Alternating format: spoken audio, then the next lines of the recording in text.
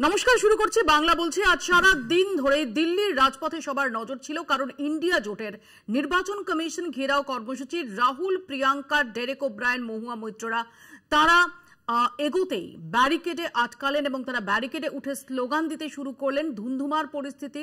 Delhi police তাদের আটক করলো। মহুয়া মৈত্র অসুস্থ হয়ে পড়লেন। মিতালি বাগ তিনি অসুস্থ হয়ে পড়লেন। সব মিলিয়ে চুপি চুপি ভোট চুরির অভিযোগে সোচ্চার বিরোধী দলের নেতারা। অন্যদিকে এরই মধ্যে সবার নজর ছিল এ রাজ্যেও, তার কারণ নির্বাচন কমিশনের তরফ থেকে নবান্নকে যে ডেডলাইন বেঁধে দেওয়া হয়েছিল 5 অফিসার, 2 ইআরও সহ 5 অফিসারকে সাসপেন্ড এবং তাদের বিরুদ্ধে এফআইআর এর নির্দেশ। কয়েকদিন আগেই মুখ্যমন্ত্রী মমতা বন্দ্যোপাধ্যায় বার্তা দিয়েছিলেন যে কোনো ব্যবস্থা হবে না। সে ডেডলাইন আজ বিকেলে শেষ হওয়ার কথা ছিল। ডেডলাইন শেষ হওয়ার ঠিক আগেই নির্বাচন কমিশনকে চিঠি দিলেন মুখ্য সচিব এবং নির্বাচন কমিশনের নির্দেশ মানল না নবান্ন। নবান্নের তরফ থেকে যেটা বলা হয়েছে যে কোনো বিস্তারিত অনুসন্ধান বা তদন্ত ছাড়া যদি কোনো ব্যবস্থা নেওয়া হয় সেটা ভোটের কাজ, ভোট কর্মী যারা তাদের মনোবল ভেঙে দিতে পারে। যে কারণে শুধুমাত্র একজন এইআরও এবং একজন ডেটা এন্ট্রি অপারেটরকে ভোটার লিস্ট এবং ভোট সংক্রান্ত কাজ থেকে সরিয়ে দেওয়া হয়েছে। বাকিদের বিরুদ্ধে কোনো ব্যবস্থাই নেওয়া হয়নি, তবে ইন্টারনাল এনকোয়ারির কথা জানানো হয়েছে এই চিঠিতে। এই সব নিয়ে আমরা আলোচনা করব। আমাদের সঙ্গে যারা উপস্থিত রয়েছেন তাদের সঙ্গে পরিচয় করিয়ে দিই।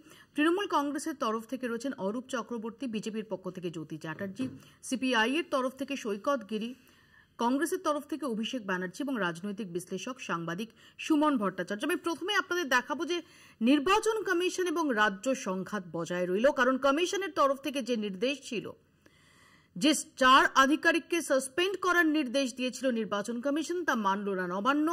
এফআইআর তো দূরের কথা, শুধুমাত্র একজন এইআরও এবং একজন ক্যাজুয়াল স্টাফ যিনি একজন ডেটা এন্ট্রি অপারেটর তাদের বিরুদ্ধে সাময়িক ব্যবস্থা নেওয়া হয়েছে। তাদের ভোটার লিস্ট বা ভোট সংক্রান্ত যে কাজ সেই কাজ থেকে সরানো হয়েছে। নির্বাচন সংক্রান্ত সমস্ত কাজ থেকে এই দুজনকে সরিয়ে দেওয়া হয়েছে। দিল্লিতে চিঠি দিয়ে রাজ্যের মুখ্য সচিব জানিয়েছেন কমিশনের চিঠির পরিপ্রেক্ষিতে অভ্যন্তরীণ তদন্ত শুরু হয়েছে। রাজ্য সরকারের পুরো তদন্তের পরই পদক্ষেপ নেওয়া হবে। নবান্নের চিঠি থেকে পরিষ্কার যে 2 ইআরওর বিরুদ্ধে কোনো ব্যবস্থা নেওয়া হচ্ছে না। একজন এইআরওকে নিয়েও কোনো কথা নেই। প্রাথমিক পদক্ষেপ হিসেবে তমলুক ব্লকের এইআরও সুদীপ্ত দাস এবং বারুইপুর পূর্বের ডেটা এন্ট্রি অপারেটর সুরজিৎ হালদারের বিরুদ্ধে তদন্তে নামছে নবান্ন। তাদের সরানো হচ্ছে ভোট সংক্রান্ত কাজ থেকে। তবে চিঠিতে স্পষ্ট করে দেওয়া হয়েছে এরা সবাই এতদিন মনোযোগের সঙ্গে কাজ করে এসেছেন। এদের বিরুদ্ধে তদন্ত ছাড়া কঠোর পদক্ষেপ নিলে তার পরোক্ষ প্রভাব পড়তে পারে গোটা টিমের মনোবলে, এবং যে কারণেই এই সিদ্ধান্ত। এরপর নির্বাচন কমিশন কি করে সেদিকে সবার নজর রয়েছে। আমি এই প্রসঙ্গেই আসবো। আমি প্রথমে জ্যোতির কাছে আসি। জ্যোতি, কমিশনের যে নির্দেশ সেটা কিন্তু নবান্ন মানল না। সাসপেনশন তো নয়, এফআইআর তো দূরস্থান। এক এইআরও এবং এক ডেটা এন্ট্রি অপারেটরের বিরুদ্ধে ব্যবস্থা নেওয়া হচ্ছে এবং সেটাও কি ভোটার লিস্ট এবং ভোট সংক্রান্ত যে কাজ সেখান থেকে তাদের এখন সরিয়ে রাখা হবে। না, এটা তো খুব স্বাভাবিক। আমরা তো অবাক হইনি অন্ততপক্ষে। তার কারণ হচ্ছে মমতা বন্দ্যোপাধ্যায় তো জানেন যে কাদের মাধ্যমে উনি ভোটটা করান।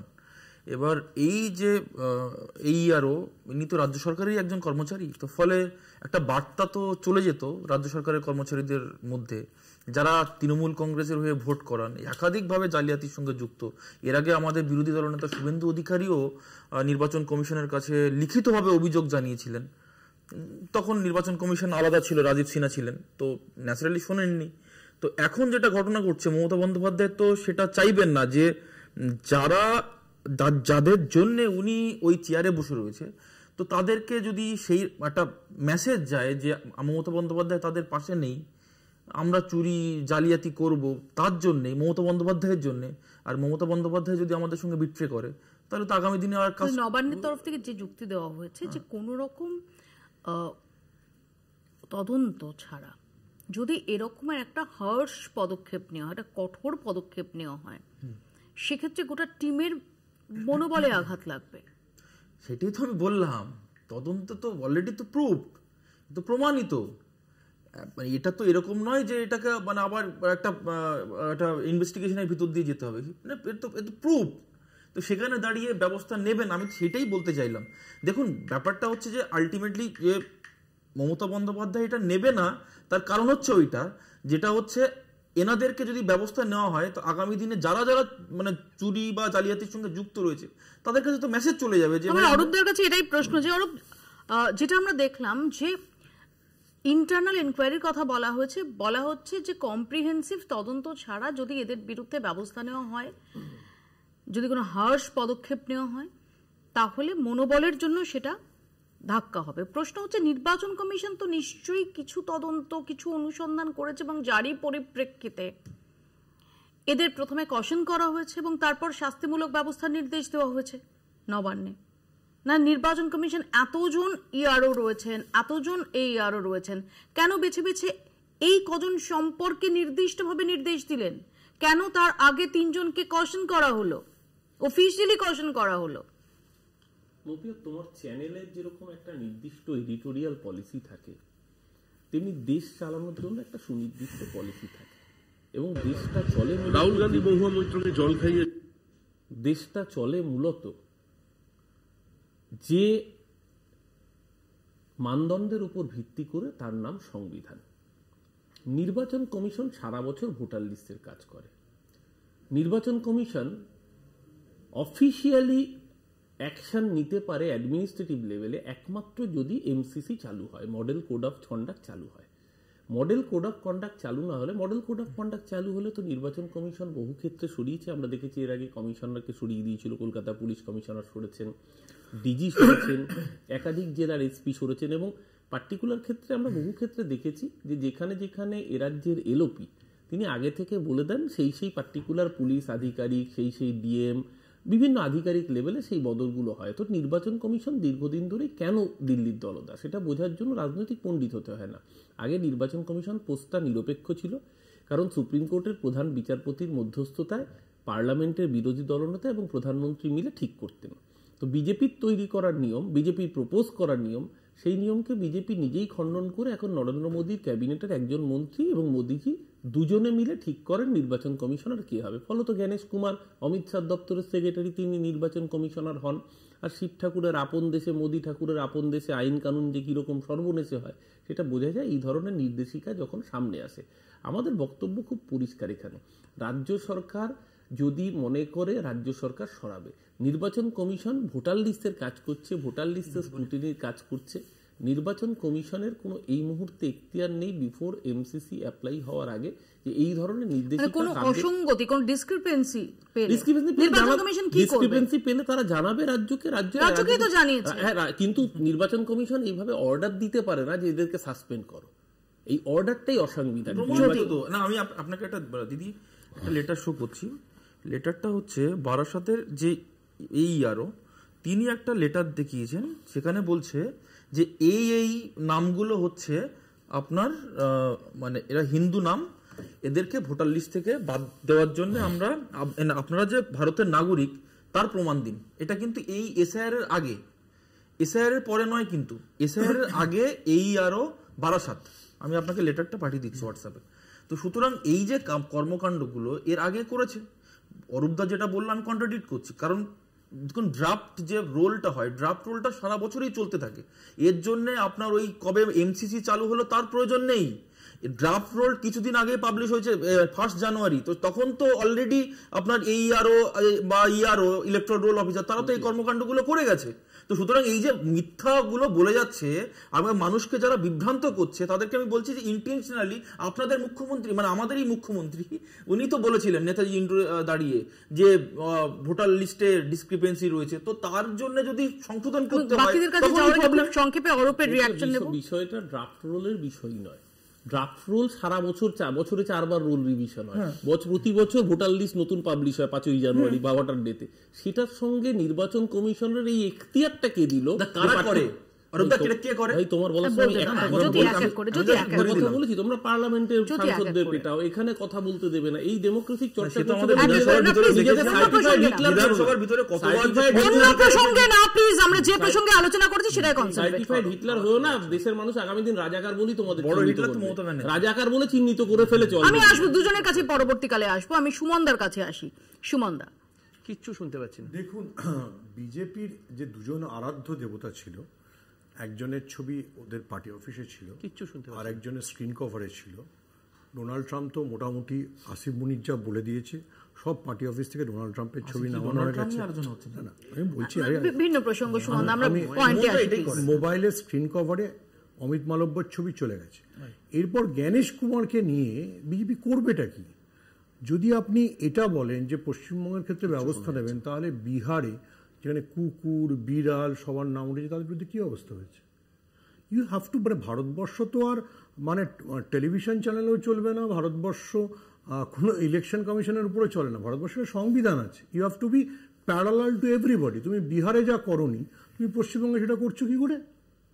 আমার সিম্পল প্রশ্ন সুমনদা, আমার সিম্পল প্রশ্ন, আমার একদম এক সেকেন্ড আপনি দীর্ঘদিন সাংবাদিকতা করেছেন, আমি একদম আপনার কাছে একটা ফ্যাকচুয়াল একটা ইনফরমেশন চাই যে যদি নির্বাচন কমিশন কোনো অসঙ্গতি পায়, এক সেকেন্ড, যদি অসঙ্গতি পায় সেটা কি রাজ্যকে জানাবে না? এই প্রসঙ্গটাই অপ্রাসঙ্গিক, কারণ নির্বাচন কমিশনকেই সবাই অবৈধ বলে মনে করছে।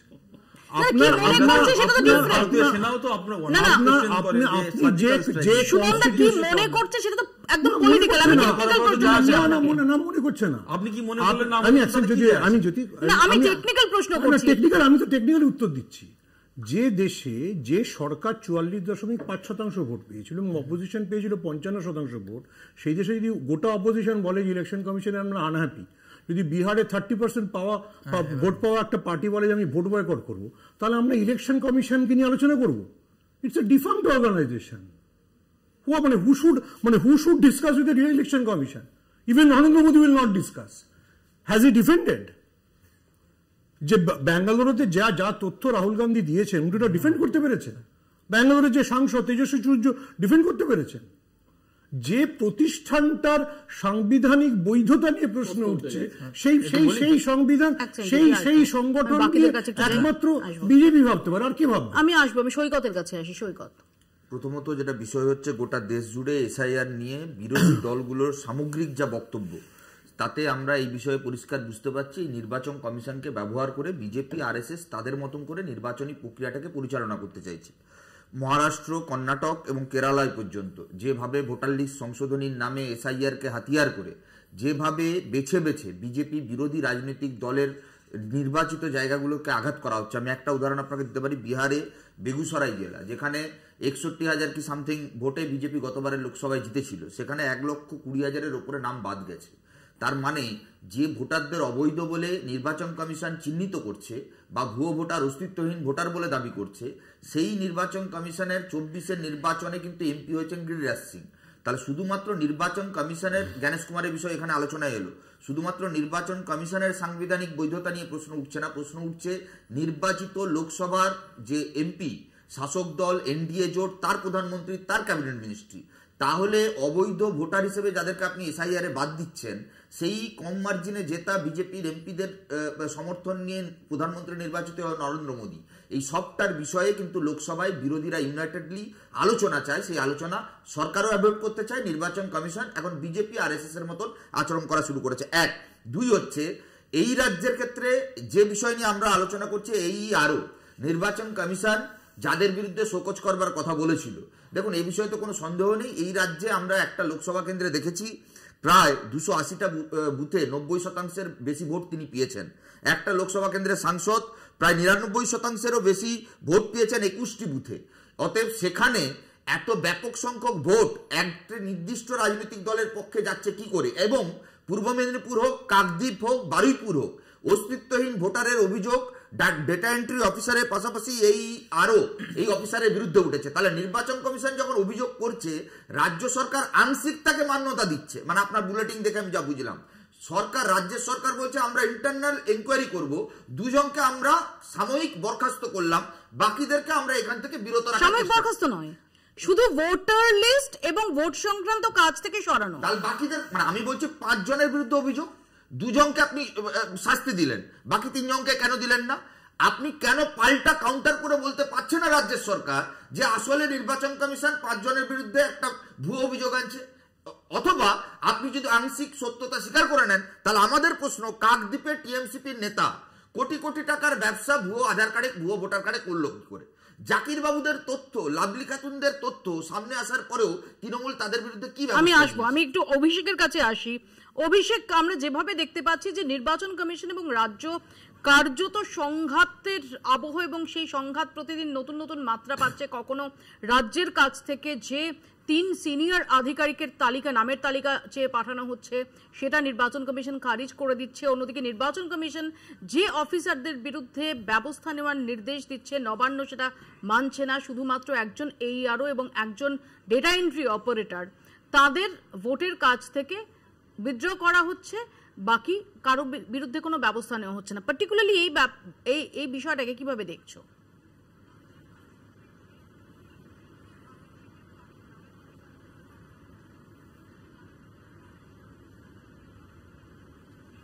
এক নম্বর কথা হচ্ছে যে খুব মুষ্টিমেয় কয়েকটা জায়গা ছাড়া ইআরও হোক বা AERO হোক, এটা কিন্তু একটা ঘোষিত নীতি সারা ভারতবর্ষেই।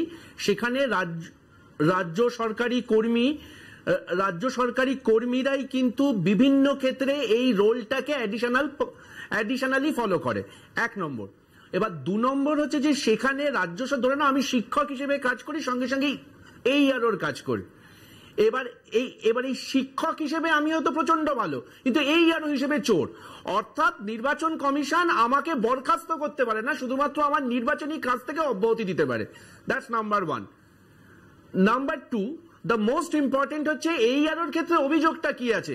বাংলায় জ্যোতিরা কি অভিযোগ করছে যে ভুয়ো ভোটারকে এনলিস্ট করা হচ্ছে, যেখানে যেখানে হয়তো শূন্য নামের ঠিকানাতে অ্যাড করা হচ্ছে। ঠিক, আমি একদম জ্যোতির সঙ্গে সহমত, হতেই পারে বাংলায় ঘটনাটা ঘটছে। রাহুল গান্ধী তো ব্যাঙ্গালোরের ক্ষেত্রেও একই অভিযোগ করছে। না অভিষেক, এখানে একটা পয়েন্ট আছে। এক সেকেন্ড অভিষেক, ধরা যাক, এক সেকেন্ড ধরা যাক কলকাতা শহরে একটা চুরি হলো। এক সেকেন্ড অভিষেক, ধরা যাক কলকাতা শহরে একটা চুরি হলো, কেন ব্যাঙ্গালোরের চুরির ক্ষেত্রে গ্রেফতার হয়নি, তাই কলকাতায় চুরির ক্ষেত্রে গ্রেফতার হবে না? এই যুক্তিটা তো খাটে না। ডেফিনেটলি রাহুল গান্ধী যে অভিযোগ করছেন, সেই অভিযোগগুলো নিয়ে বিস্তারিত আলোচনার জায়গা রয়েছে। বাট যদি এখানে কোনো আধিকারিক সম্পর্কে কোনো অভিযোগ করে থাকেন, আমি একবারও সে কথা বলিনি। এটা স্বতন্ত্র, আমি একবারও সে এটা স্বতন্ত্র, আমি একবারও সে। আমাদের যোগাযোগ বিচ্ছিন্ন হয়ে গেছে। আমি ছোট্ট একটা বিরতি নেব, বিরতির পরে প্রসঙ্গে আলোচনায় ফিরছি। দেখতে থাকুন বাংলা বলছে। এসআইআর এর বিরোধিতায় কলকাতায় মুখ্য নির্বাচনী আধিকারিকের অফিসের সামনেও প্রতিবাদ। এসআইআর চালু না করার দাবিতে সোচ্চার এনসিপি, সিপিআই, এমএল থেকে নাগরিক কমিটি। তাদের অভিযোগ, পূর্ব ভারতে ক্ষমতা দখলের জন্য এনআরসি চালুর চক্রান্ত করছে বিজেপি। আমরা যদি দেখে নিই যে আমরা কদিন আগেই দেখেছিলাম যে মুখ্যমন্ত্রী তিনি ভাষা সন্ত্রাসের উল্লেখ করেছিলেন। 22শে আগস্ট দমদমে আসছেন প্রধানমন্ত্রী, একবার চোখ রাখবো। মোদিজি হোশিয়ার, ইসিআই হোশিয়ার।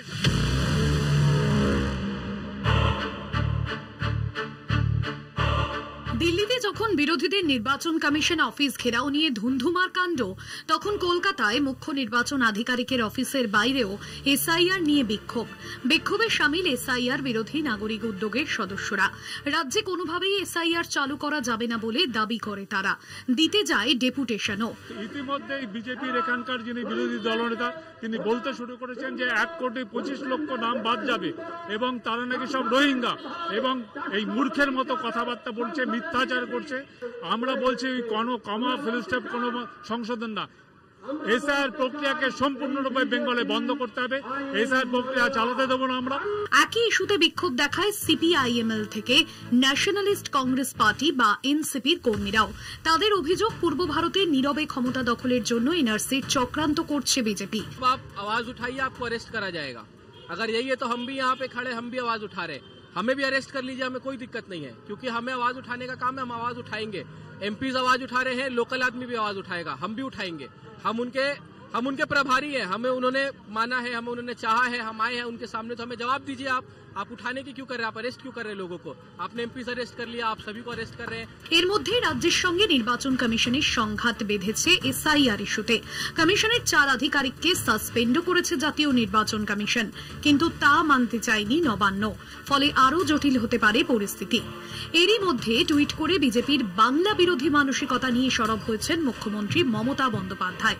ক্ষুদিরাম বসুর প্রয়াণ দিবসে শ্রদ্ধা জানিয়ে তিনি লিখেছেন, সম্প্রতি একটি হিন্দি ছবিতে বিপ্লবী ক্ষুদিরামকে সিং বলা হয়েছে। স্বাধীনতার জন্য যারা জীবন দিয়েছেন তাদের অপমান করা হচ্ছে কেন? মেদিনীপুরের কিশোরকে দেখানো হয়েছে পাঞ্জাবের ছেলে হিসেবে, এটা অসহ্য। ভাষা সন্ত্রাসীদের বিরুদ্ধে আজ এভাবেই সোচ্চার হয়েছেন মুখ্যমন্ত্রী। রাজ্যে এসে কি এর উত্তর দেবেন প্রধানমন্ত্রী? 20 অগস্টের বদলে 22 অগস্ট রাজ্যে আসছেন তিনি, সভা করবেন দমদমে। ভাষা সন্ত্রাস আর এসআইআর নিয়ে বিরোধের মধ্যে রাজ্যে এসে তিনি কি জবাব দেন সেদিকেও নজর রাখছে রাজনৈতিক মহল। কলকাতা টিভি। আমি একটু অভিষেকের কাছে যাব। অভিষেক, আমরা যখন দেখতে পাচ্ছি যে দিল্লির রাজপথে রীতিমতো ঝড় উঠছে, বিরোধী সাংসদরা তারা ঝড় উঠছেন, সেখানে দাঁড়িয়ে যেটা বিজেপি অভিযোগ করছে যে এই রাজ্যে তো তোমরা তৃণমূল কংগ্রেসের বিরুদ্ধে ভোট লুটের অভিযোগ করো।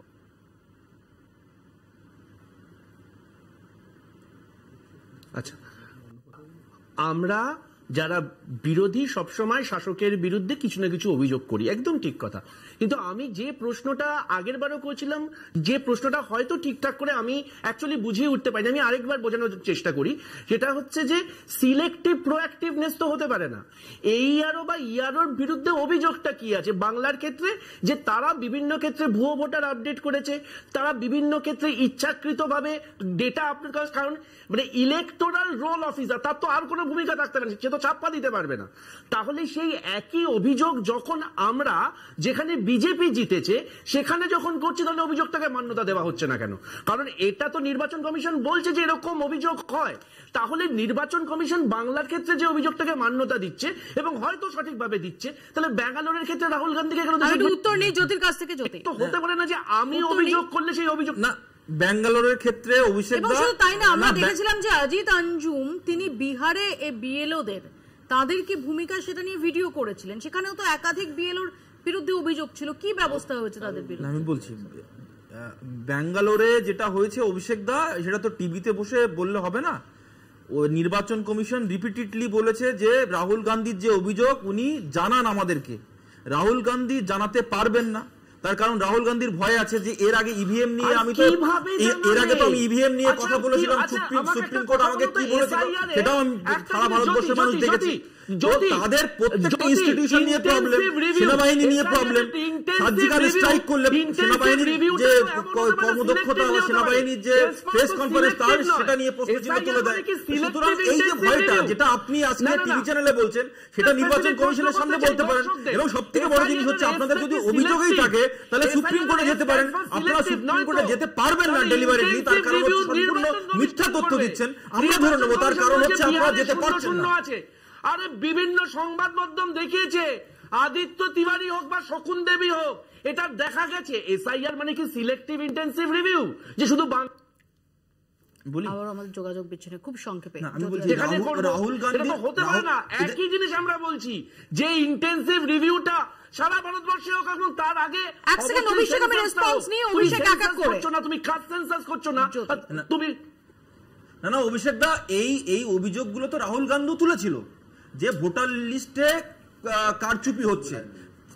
তারপর এক সেকেন্ড অভিষেক দা প্লিজ, আপনি বলার সময় আমি বলিনি ভোটার লিস্টে কারচুপি হচ্ছে। এবার কারচুপিটাকে রোখার জন্য আপনার স্পেশাল ইন্টেন্সিভ রিভিশন হচ্ছে, তাতে আপনাদের প্রবলেম। আজকে এই ধরনের সৈকত এখানে বসে আছে, সৈকত এখানে হচ্ছে, আবার দিল্লিতে গিয়ে তার এসআইআর এর বিরুদ্ধে প্রতিবাদ করছে। বিরোধী সাংসদরা তাদের নির্বাচন কমিশন ঘেরাও অভিযান শুরু করার পরপরই দিল্লি পুলিশ ব্যারিকেডে তাদের পথ আটকায় এবং সেখানে আটক করা হয় সাংসদদের। মহুয়া মৈত্র তিনি অসুস্থ হয়ে পড়েন, মিতালি বাগ অসুস্থ হয়ে পড়েন। একবার দেখাবো।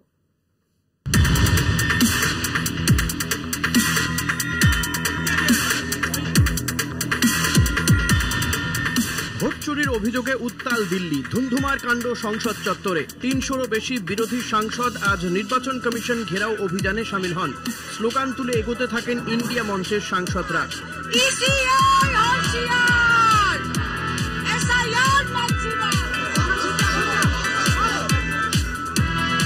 কিন্তু সংসদ চত্বর থেকে নির্বাচন কমিশনের দিকে এগোতেই ব্যারিকেড করে তাদের আটকে দেওয়া হয়। শাড়ি পরেই ব্যারিকেডের ওপর চড়ে পড়েন তৃণমূল সাংসদ মহুয়া মৈত্র, মিতালি বাগরা।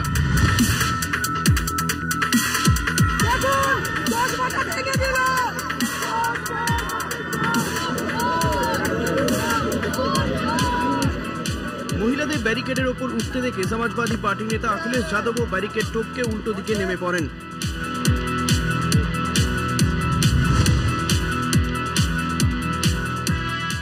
পুলিশ রাহুল, প্রিয়াঙ্কা সহ শতাধিক সাংসদকে আটক করে থানায় নিয়ে যায়। এই উত্তেজনার সময়ই অসুস্থ হয়ে পড়েন মহুয়া মৈত্র থেকে মিতালি বাগ। বাসের মধ্যে তাদের শুশ্রূষা করতে দেখা যায় রাহুলকে। वो एक्चुअली बात नहीं कर सकते हैं, रियलिटी ये है क्योंकि सच्चाई देश के सामने है और ये जो लड़ाई है ये राजनीतिक नहीं है, ये कॉन्स्टिट्यूशन की लड़ाई है, কনস্টিটিউশন को बचाने की लड़ाई है, वन मैन वन वोट की लड़ाई है। এই যে এসআইআর এগেইনস্টে আমরা বলছি, প্রত্যেকবার প্রমাণ দিচ্ছি, প্রত্যেকজন প্রমাণ দিচ্ছে, তারপরেও কিছু করছে না। উল্টে আমরা প্রতিবাদ করে তার রেজাল্ট হচ্ছে জোর জবরদস্তি আমাদের নিয়ে আসছে বাসে করে পুলিশ স্টেশনে। আমরা এসআইআর মানবো না।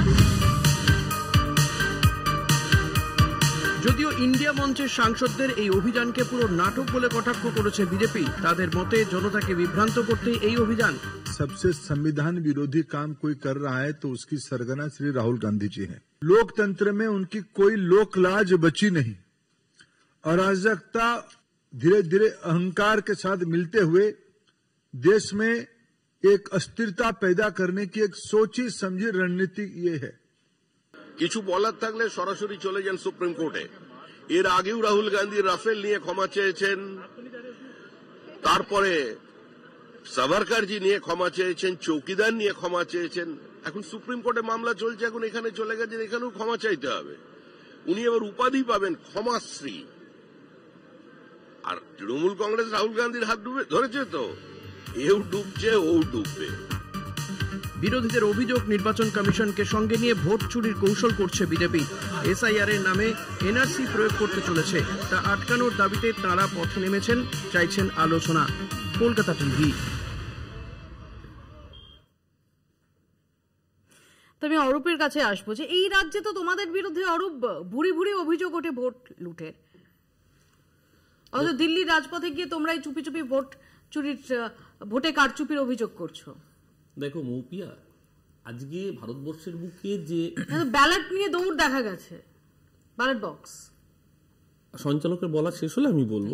মাঝে মাঝে বলতে পারি যে ব্যালটটা কেন নিয়ে চলে গেল। তুমি কলকাতা টিভির প্রতিনিধি, আমি জানতাম তুমি বিজেপি প্রতিনিধি। জানতে চাইছে বাংলার মানুষ কি জানতে চাইছে আর বাংলার মানুষ কি বলছে সেটা ভোটের রেজাল্টে বারবার প্রমাণ হয়। তাই তুমি যত কম কথা বলবে তোমাদের জন্য ভালো। দ্বিতীয় কথা হচ্ছে, দেখুন এর আগে আমরা দেখেছি পার্লামেন্টের ইতিহাসে প্রথম কেন্দ্রীয় বাহিনী নামানো হয়েছে সাংসদদের আটকানোর জন্য। হিটলারের সময় আমরা দেখেছিলাম জার্মানিতে অপোজিশন পার্লামেন্টারিয়ানদের কার্যত রাজনৈতিক ক্ষমতা পুরো কেড়ে নেওয়া হয়েছিল। এর আগের টার্মে দেখেছিলাম 148 জন পার্লামেন্টারিয়ানকে, সাংসদকে বহিষ্কার করা হয়েছিল, কারণ তারা আদানির বিরুদ্ধে প্রশ্ন তুলেছিল। আদানিকে বাঁচানোর দায় ছিল, এবারও আছে, যার জন্য আপকি বা ট্রাম্প সরকার এখন সতীন থেকে পুতিন হয়েছে। যাই হোক, সেসব ছাড়ছে। আজকে যেটা হলো, আজকে সাংসদদের নির্বাচন কমিশন অব্দি পৌঁছতে দেওয়া হলো না। আজকে ছবিটা খুব ইন্টারেস্টিং। নবান্ন অভিযানে তোমরা পৌঁছতে দাও। নবান্ন অভিযানে একটা জিনিস মাথায় রাখতে হবে, বা অন্য যে কোনো বিরোধী কর্মসূচিতে না, এখানে আমি বলছি নবান্ন অভিযানটা কিন্তু কোর্ট পরিষ্কার বলে দিয়েছিল যে এক্ষেত্রে প্রথমত তো হচ্ছে এই রাজ্যে আমাকে প্রশ্ন করে উত্তরটা নেওয়ার ধৈর্য রাখতে হবে। আপনি তো বিজেপি নন যে এত অধৈর্য, এত ইন্টলারেন্স চর্চা আপনার মধ্যে কেন? অধৈর্য যে কোনো রাজনৈতিক দলের থেকে সাংবাদিক আরো বেশি অধৈর্য হয়। এরকম আমি শুনিনি। সাংবাদিকের পরীক্ষা দিতে হয় আমরা জানি। যাই হোক, আপনি অধৈর্য নয়, শুনুন। আপনিও কোর্টের ঊর্ধ্বে নন, আমিও কোর্টের ঊর্ধ্বে নই। কলকাতা হাইকোর্ট, মহামান্য উচ্চ ন্যায়ালয় পরিষ্কার করে দিয়েছিল যে রানী রাসমণি এভিনিউতে এবং সাঁতরাগাছিতে দুটো জায়গা তারাই বলে দিয়েছিল যেই অবধি প্রোটেস্টাররা আসতে পারবেন, পুলিশ সমস্ত সেইভাবে অ্যারেঞ্জমেন্ট করে দিয়েছিল, পুলিশ কোর্টকে মান্যতা দিয়ে কোর্টের নির্দেশ পালন করেছে। এক্ষেত্রে আপনি আমাকে বলুন, নির্বাচন কমিশনের আজকে অফিসে বিক্ষোভে সুপ্রিম কোর্ট বা দিল্লি হাইকোর্টে কোনো নির্দেশিকা ছিল কি? দ্বিতীয়ত, আমার এখনো মনে পড়ছে এ রাজ্যের লিডার অফ অপোজিশন, সেদিনকে ঘটনাচক্রে আমরা সবাই দিল্লিতে ছিলাম, 2রা অক্টোবর 2023 রাজঘাটে মহাত্মা গান্ধীর জন্মতিথিতে মৌন একটা সমাবেশ ছিল, সেখানে দাঁড়িয়ে কোনো স্লোগান শাউটিং ছিল না। দিল্লি পুলিশ বিনা বিচারে যখন বিভৎসভাবে লাঠিপেটা করে আমাদের তুলেছিল, অভিষেক বন্দ্যোপাধ্যায়ের নেতৃত্বে আমরা ধর্ণা দিচ্ছিলাম, তখন শুভেন্দু অধিকারী হুঙ্কার দিয়ে বলেছিল দিল্লি পুলিশের লাঠির মাপ কিন্তু 6 ফুট, এটা যেন তৃণমূল ভুলে না যায়। আজকে দেখলাম অমিত শাহের দিল্লি পুলিশ কি করতে পারে, কিন্তু গোটা ভারতবর্ষ একটা অন্য ছবি দেখলো। আমি মৌপি আপনাদের ক্যামেরার মাধ্যমে যদি সম্ভব হয়, ছবিটা আপনারা নিশ্চয়ই পেয়ে গিয়েছেন, সর্বভারতীয় স্তরে ছবিটা আজকে মোটামুটি ভাইরাল হয়ে গিয়েছে। এই ছবিটা ভীষণ তাৎপর্যপূর্ণ, বড় ইঙ্গিতবাহী। মিতালি বাগকে নিয়ে যাচ্ছেন রাহুল গান্ধী এবং জন ব্রিটাস। কে কোন রাজনীতি করেন সেটা বড় কথা নয়, আজকে প্রত্যেকে রাস্তায় নেমেছেন ভারতবর্ষের গণতন্ত্রকে বাঁচাতে। এই মিতালি বাগ দেশের একজন অঙ্গনওয়াড়ি কর্মী, ইনি হচ্ছেন আমাদের ভারত মাতা। যে ভারত মাতা চিৎকার করে না, যে ভারত মাতা আজকে আক্রান্ত, যে ভারত মাতা আজকে লাঞ্ছিত, দেশের গণতন্ত্রকে রক্ষা করতে গিয়ে তাকে দুপাশ থেকে ধরে রেখেছেন মিতালি বাগ। আর আমি একটা অন্য প্রশ্ন করি, আমি এটা অন্য প্রশ্ন করি, আমি সৈকতের কাছে প্রশ্নটা নিয়ে যাই। সৈকত, ভোটে বামেদের ভরাডুবির জন্য সংবাদ মাধ্যম সহ বাইনারির অভিযোগ, এবং সংবাদ মাধ্যমও সেখানে বাইনারি করে আসছে, এই অভিযোগটা শুনতে শুনতে আমরা প্রায় প্রতিনিয়ত আমরা বিদ্ধ হই। প্রশ্ন হচ্ছে যে এই রাজ্যে তোমরা শাসক দলের ভোট কারচুপি নিয়ে, রিগিং নিয়ে, ভোট লুট নিয়ে এত অভিযোগের পর এই যে ছবিটা ডেফিনেটলি বিরোধী রাজনীতির অত্যন্ত সলিড, অত্যন্ত দৃঢ় একটা ছবি, কিন্তু সেটা কোথাও তোমাদের জন্য কোথাও ড্যামেজিং হবে না? দেখুন, বিজেপি বিরোধী লড়াইয়ে আমরা কোনোদিন পালিয়ে যাইনি। ইন্ডিয়া জোট থেকে আমরা 3বার ভেতরে ঢুকবো, বাইরে বেরোবো, এই খেলা খেলিনি। আমাদের সাংসদ সংখ্যা কম, নাম্বার অফ এমপি সংখ্যা কম, সিপিআই, সিপিএম, আরএসপি মূলত।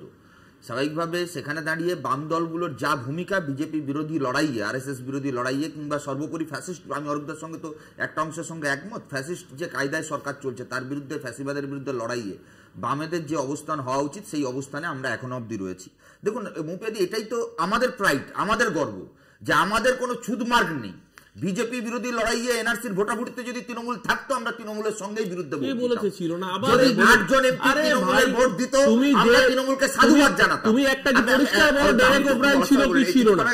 তুমি লোকসভার দলনেতা ছিল কি ছিল না? তুমি বাজে কথা বলতে হবে না ভাই। যে এমপিদের কথা বলছো তারা দেশের বাইরে ছিল, তারা নির্দিষ্ট কাজে দেশের বাইরে ছিল সেদিন। বিজেপিকে ফায়দা দিচ্ছে। আমি একটু শেষ আজকে ওই ছবি দিল্লিতে গিয়ে তো তার চাইতে ইম্পর্টেন্ট কথা সৈকত, দিল্লিতে গিয়ে এই বন্ধুত্ব এখানে যুক্তিগুলো ও যেটা দিচ্ছে সেটা আপনি এখন ঝগড়া করে লাভ রাহুল গান্ধী, মিতালি বাগ, জন ব্রিটাসের ছবিটার পর আজকের দিন অন্তত তোমরা নিজেদের মধ্যে ঝগড়া সংকীর্ণতা উঠতে পারে না। এই জন্য এই রাজ্যে শূন্য, এই জন্য এই রাজ্যে শূন্য, সংকীর্ণতার উপরে উঠতে পারে। যদি আমার প্রশ্ন আছে, খুব সিম্পল প্রশ্ন, এক সেকেন্ড, যদি খুব সিম্পল প্রশ্ন, যে 65 লক্ষ লোকের নাম বাদ গেছে, সুপ্রিম কোর্টকে কমিশন কি জানাচ্ছে? যে কাদের নাম বাদ গেছে সেটা জানানো হবে না, তাদের ইন্ডিভিজুয়ালি জানানো হবে। এটা কেন কেন এই স্বচ্ছতাটা কেন থাকবে না? বিষয়টা হচ্ছে স্বচ্ছ, যদি তাদের বাদ যাওয়ার ভ্যালিড রিজন থাকে, যেটা নির্বাচন কমিশন বারবার অ্যাসার্ট করছে, যদি স্বচ্ছ হয় এই বাদ যাওয়াটা, তাহলে তো সেটাকে দেখানোর দরকার। প্রত্যেকটা ক্ষেত্রে আমরা দেখছি যে বিরোধী দলনেতা কি বলছেন সেটাকে কাউন্টার করছে ইলেকশন কমিশন সোশ্যাল মিডিয়ায়, বিরোধী দলনেতাকে চ্যালেঞ্জ করছে নির্বাচন কমিশন, বলছে যে লিখিতভাবে ওথ নিয়ে লিখিতভাবে দাও। তাহলে সেই ইলেকশন কমিশন কেন এত পিছু হচ্ছে? কিসের আড়াল? 65 লক্ষ লোকের নাম বাদ গেছে, সেই তথ্যটা দিতে প্রবলেম কোথায়? আমি বলছি মৌপিয়াদি, বিষয়টা হচ্ছে আমাদের তো ধরুন একটা সংবিধান অনুযায়ী চলে, আর সংবিধান মানে এটা কনস্টিটিউশনাল বডি হচ্ছে নির্বাচন কমিশন। তো সেখানে representation of the people act রয়েছে 1950 এবং 1951। সেখানে কিন্তু যাদের নাম বাদ যাচ্ছে, মানে ধরুন যাদের নাম ভোটার লিস্টে নেই, তাদের তালিকা দেওয়ার কোনো প্রভিশন নেই। আর দ্বিতীয় বিষয় হচ্ছে আপনি যদি দেখেন BLA 2 যেটা প্লিজ BLA 2 যেটা BLA 2 মানে হচ্ছে বুথ লেভেল এজেন্ট 2, যেটা হচ্ছে প্রত্যেকটা বুথে বুথে থাকে। আপনি বলুন যাদের নাম ধরুন আগে যে নামটা ছিল আর আগস্টে যে নামটা আসলো সেটা ট্যালি করলেই তো বোঝা যায় যে কাদের নামটা বাদ গেল। তাহলে সেই নামটা যে বাদ গেল তার জন্য প্রভিশন রেখেছে নির্বাচন কমিশন। নির্বাচন কমিশন বলেছে যে আপনারা বিরোধী দল বা যে কোনো রাজনৈতিক দল আপনাদের যে অসুবিধা যেগুলো হয়েছে, আপনাদের যে গ্রিভেন্সেস, সেটা আমাদের সামনে বলুন। কেন বলতে পারছে না? তার কারণ হচ্ছে একটা ওভারঅল ন্যারেটিভ তৈরি করা। ন্যারেটিভটা হচ্ছে এটাই যে এসআইআর এটা নিয়ে আমাদের আলোচনা করাটাই বৃথা। যদি আলোচনা করতেই হয় তাহলে তো BLA 2 গুলো গিয়ে করবে নির্বাচন কমিশন, সেখানে তো করতে পারছে না। শুধুমাত্র রাজনৈতিক নির্বাচন কমিশন আসবে সুমনদা। অভিষেক, একদিকে নির্বাচন কমিশন বলছে যে বিরোধী দলনেতা তাকে চিঠি দেওয়া হচ্ছে কিন্তু তিনি সে জায়গায় তিনি রেসপন্ড করছেন না। অন্যদিকে নির্বাচন কমিশন তারা এই 65 লক্ষ লোকের নাম প্রকাশ করা হবে না, তাদের জানানো হবে কিন্তু নাম প্রকাশ করা হবে না, এটা জানাচ্ছে।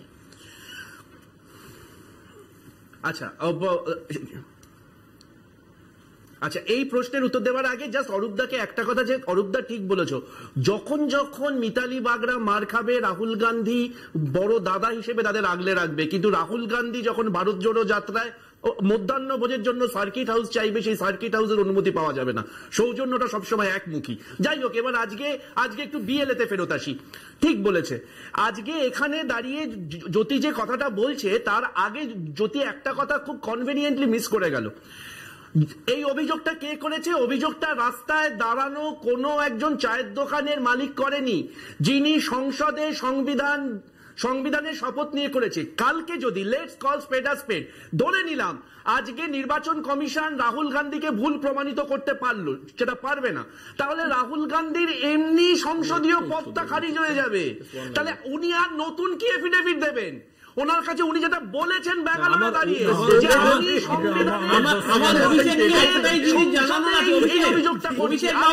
তোমার দলের নেতা অধীর চৌধুরীকে তোমার AICC শোকজ করেছিল যে মমতা ব্যানার্জির বিরুদ্ধে ইন্টেনশনালি অপযুক্তি দিয়ে অভিযোগ তুলবার জন্য তোমার দলের নেতা অধীর চৌধুরীকে শোকজ করেছিল। আর তোমার দল তো কালকে না পরশু কর্মসূচি দেখেছে, তুমি শুভঙ্কর সরকারের কর্মসূচিতে থাকবে না অধীর চৌধুরীর কর্মসূচিতে থাকবে? আগে নিজের দলের ঝামেলা মেটাও, তারপরে অন্য দলের দিকে আঙুল তুলো। তোমার দলের AICC অধীর চৌধুরীকে ভর্ৎসনা করেছিল মমতা ব্যানার্জির বিরুদ্ধে, অনাবশ্যক বিনা কারণে মমতা ব্যানার্জির বিরুদ্ধে সরকারের।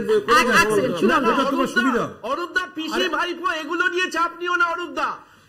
ভাই তুমি আগে AICC না পিসিসি আগে ঠিক করো ভাই, তুমি কোন সিসিতে আছো?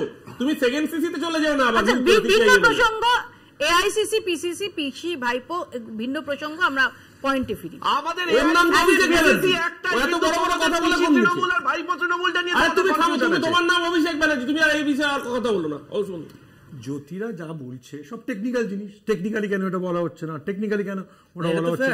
হ্যাঁ নিশ্চয়ই টেকনিক্যালি। সঞ্জয় রাউত অমিত শাহকে চিঠি দিয়েছেন, এক সেকেন্ড, অমিত শাহকে চিঠি দিয়েছেন। জগদীপ ধনকর কোথায় আছে? এমনি প্রশ্ন। আরে তো জগদীপ ধনকরের নাম ভারতবর্ষের কোন ভোটার তালিকায় থাকে? উনি দিল্লির ঠিকানায় আছেন, রাজস্থানের ঠিকানায় আছেন। এই উত্তরটাকে বিজেপি জগদীপ ধনকর ওই মমতা দেশের ভাইস প্রেসিডেন্ট ছিলেন তো, বলুন না দুদিন আগে দেশের vice president parliament Mamata Bandyopadhyay Jagdeep Dhankhar বলেছে, সেটা বলুন। আরে তো আমি তো সেই জন্যই বলছি। ডায়মন্ড হারবার নিয়ে জ্যোতিরা তো এই রাজ্য নিয়ে এত কথা বলছে। ডায়মন্ড হারবার লোকসভায় বিজেপির প্রার্থী ছিলেন অভিজিৎ ববি নামে বহিষ্কৃত ছিল। হ্যাঁ, কেন বহিষ্কৃত হওয়ার আগে তিনি ভোটের দিন সমস্ত মিডিয়া চ্যানেলে রয়েছে ডায়মন্ড হারবারে ব্যাপক ছাপ্পার অভিযোগ করেছিল, ইলেকশন কমিশনের কাছে বারে বারে অভিযোগ করেছিল লোকসভা নির্বাচন। আমি আবারও আপনাকে মনে করাই, সেন্ট্রাল নির্বাচন কমিশন সেই অভিযোগগুলোর একটাও তদন্ত, তোমার বিরুদ্ধে সিপিএম বলেছিল দিল্লি থেকে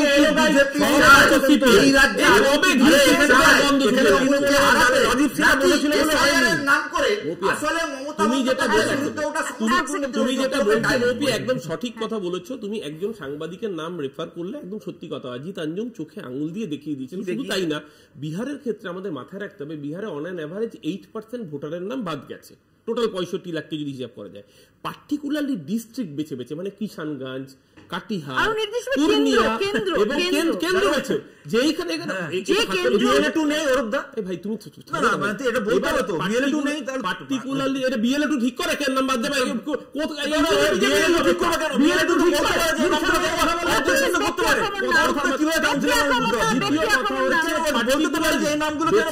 মৌপিয়া কথা বলতে দিচ্ছে না, কারণ আরে জ্যোতিদের প্রধানমন্ত্রীর নাম বাদ চলে যাচ্ছে,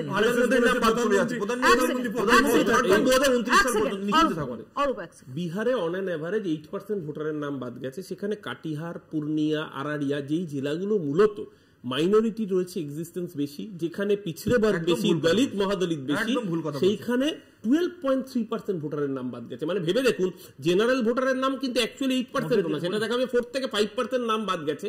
আর যেখানে পিছড়ে বর্গ, যেখানে দলিত, যাদব বা মাইনরিটি বেশি, নির্বাচন এই জন্যই দলটা কেন শূন্য হয়, দলটা কেন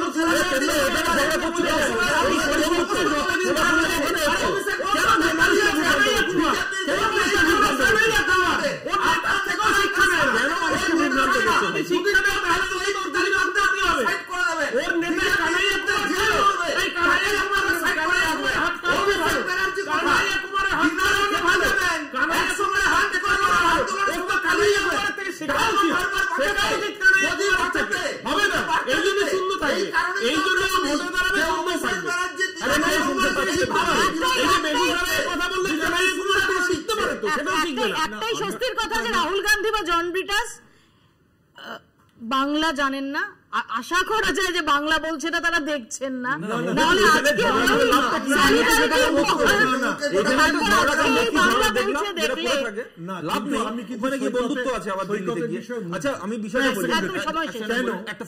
রাহুল গান্ধী কাকে সময় শেষ, ওনাদের দিরাজা স্ত্রীকে আমাদের হারানোর পরে শেষ করতে হবে। অর্থাৎ রাজ্য সরকার এবং নির্বাচন কমিশন সংঘাত অব্যাহত, কোন দিকে যায় এর গতি সেদিকে আমাদের নজর থাকবে। বাংলা বলছে এখানেই শেষ করছি, দেখতে থাকুন কলকাতা টিভি।